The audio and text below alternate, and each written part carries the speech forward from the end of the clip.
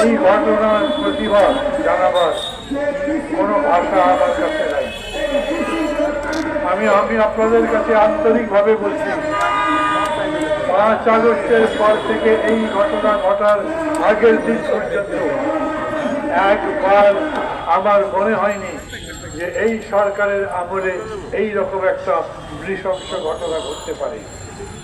এমন যদি হতো, মিছিল করবার সময় হঠাৎ গুলিতে তৌহিদ মারা গেছে, অথবা মারামারি হয়েছে, সেই মারামারিতে লাঠির বাড়িতে অস্ত্রের আঘাতে সে মারা গেছে, সেটাও হয়তো একভাবে মারা যেত। কিন্তু যৌথ বাহিনী বাড়ি থেকে তুলে নিয়ে গেছে, জেনে শুনে তো জেনে শুনে নিয়ে গেছে, এবং তারপরে তার লাশ যখন পাওয়া গেছে তখন সেই লাশের পেটে পিঠে শরীরের বিভিন্ন জায়গায় আঘাতের চিহ্ন পাওয়া গেছে।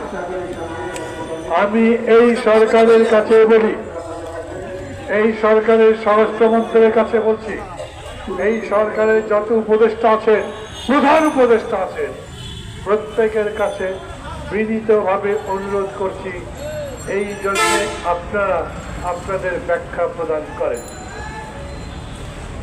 কেন তাকে উঠিয়ে নিয়ে যাওয়া হয়েছে? কেন তাকে নির্যাতন করা হলো? কেন তার শরীরে এত বড় আঘাতের চিহ্ন? আপনারা কি আওয়ামী লীগ? আপনারা অতীতের কোন স্বৈরাচার, বিশ্বের কোন স্বৈরাচারের প্রতিনিধি আমরা? তাহলে কেন তৌহিদের শরীরে যৌথ বাহিনী ধরবার পরে, মৃত্যুর পরে তার শরীরে আমরা আঘাতের চিহ্ন দেখলাম?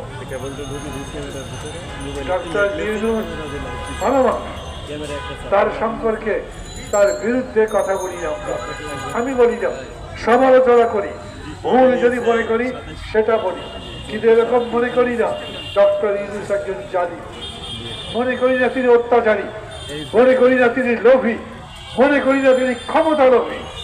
কিন্তু এই ঘটনা ঘটবার পরে তার নীরবতা আমাকে কষ্ট। আমি মনে করি প্রফেসর ইউনূসের অথবা তার সরকারের পক্ষ থেকে, তার পক্ষ থেকে কোনো একটা ব্যাখ্যা দেওয়া দরকার ছিল, কি হয়েছে, কেন হয়েছে, সেই জন্য আপনারা দুঃখিত কি না। আমি দাবি করছি এই সরকারকে এই ঘটনার ব্যাখ্যা দিতে হবে। সেই ব্যাখ্যা যেন গ্রহণযোগ্য হয় সবার কাছে, তার পরিবারের কাছে, তার দলের লোকের কাছে, যারা গণতন্ত্রের জন্য লড়াই করছে তাদের কাছে। এক ব্যাখ্যায় যেন বিষয়টা, আর সেই ব্যাখ্যায় যদি আবার নতুন করে বিতর্ক তৈরি হয়, স্যার এটা জানবেন রাজনীতি এরকমই জিনিস, যে কোনো একটা কিছুকে কেন্দ্র করে ঘটনা গড়াতে থাকে এবং সেটা পেকে যায়।